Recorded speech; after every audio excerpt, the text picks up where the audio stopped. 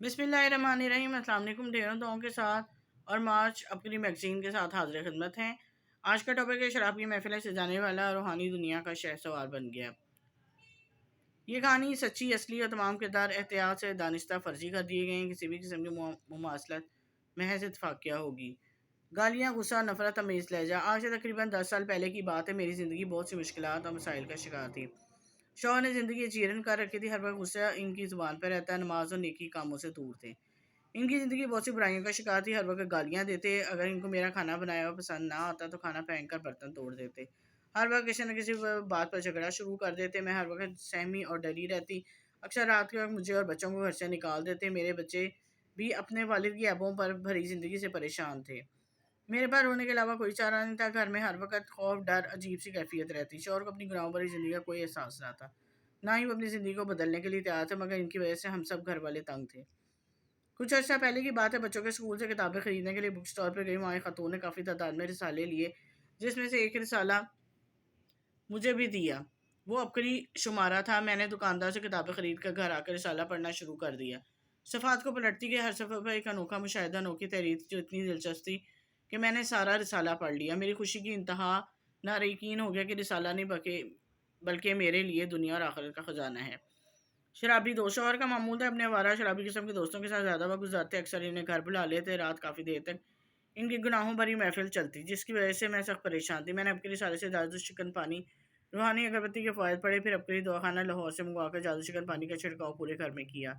शौहर को भी आम पानी में मिक्स करके पिलाया। रूहानी अगरबत्ती जलाई। मोबाइल पर रोज़ाना रूहानी महफिल भी सुनती रही।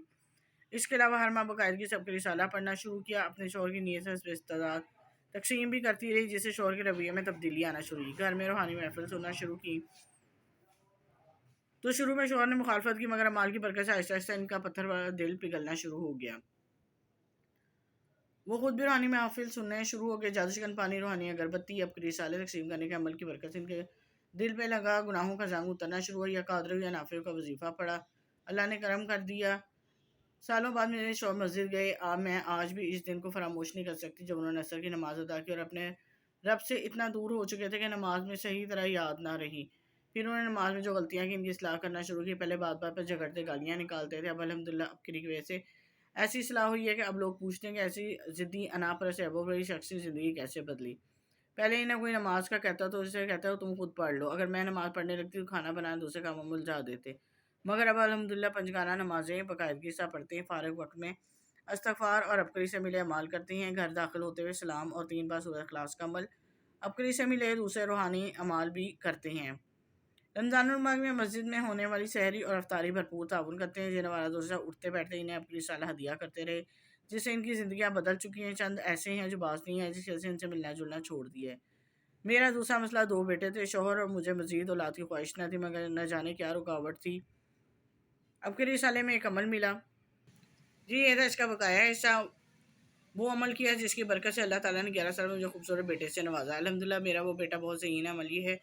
रोज़ाना चाश के नवाफिल पढ़ने, एक बार सूरह मरियम की तिलावत करनी है। फिर असर की नमाज के बाद जौ के चंद दाने लेकर इन पर 11 बार सूरत इख़लास पढ़नी है। इन दानों को ज़मीन की क्यारी वगैरह गमले में लगा दें। रोज़ाना असर को इन्हें पानी देते हुए 11 बार सूरह इख़लास पढ़ें। ये अमल 40 दिन तक मुसलसल करना है, मगर जौ के दाने सिर्फ एक बार मिट्टी में दबाने हैं। इसके बाद रोज़ाना इन्हें पानी देना है। दिन में किसी वक़्त भी एक बार सूरह यासीन पढ़नी है। मैंने मुसलसल 20 दिन ये अमल किया, जिसकी बरकत से अल्लाह ताला ने औलाद की उम्मीद लगा दी। अल्हम्दुलिल्लाह आज हमारा खुशहाल घराना है। शौहर के तमाम घर वालों के साथ मोहब्बत वाला रवैया अख्तियार किया। हर माह रिश्तेदार अपने इलाका अज़ीज़ व क़ारिब में ख़ुद अबकरी साला तकसीम करते हैं। इन्हें बताते हैं आपका तमाम मसाइल का इस साले में है। अल्लाह का लाख लाख शुक्र अदा करती हूँ कि अबकरी की बदौलत अल्लाह ताला ने इसमें बरकत दी।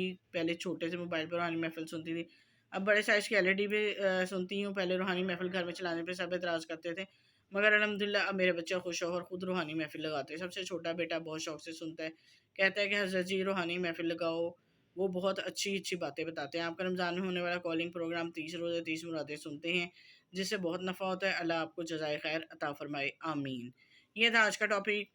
सदका जारिया के तौर पर आप भी ज़्यादा से ज़्यादा शेयर कर दें, लाइक कर दें, हौसला अफ़ज़ाई होती है। चैनल को सब्सक्राइब करना मत भूलें। अब तक के लिए इजाज़त दें। अल्लाह हाफ़िज़।